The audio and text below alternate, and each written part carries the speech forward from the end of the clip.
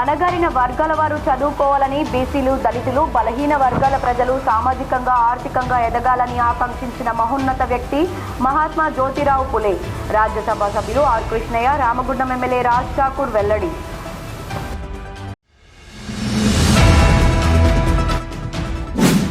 విద్య ప్రాముఖ్యతను చాటి చెప్పిన మహనీయులు మహాత్మా జ్యోతిబా పులే. జిల్లా కలెక్టర్ కోయ శ్రీహర్ష వెల్లడి.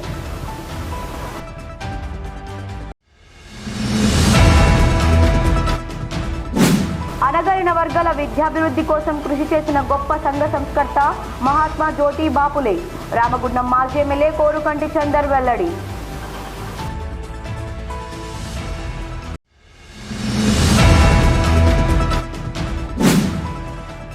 డాక్టర్ బిఆర్ అంబేద్కర్ 134వ జయంతి సందర్భంగా రామగుండ నియోజకవర్గ దళిత యువజన ఐక్యవేదిక ఆధ్వర్యంలో సమతా ర్యాలీ.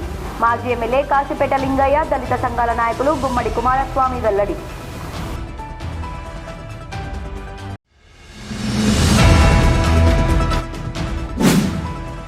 రామగుండం రైల్వే స్టేషన్లో బీసీ సంఘం అధ్యక్షులు ఆర్ కృష్ణయ్యకు ఘన స్వాగతం పలికిన బీజేపీ రామగుండం ఇన్ఛార్జ్ కందుల సంధ్యారాణి.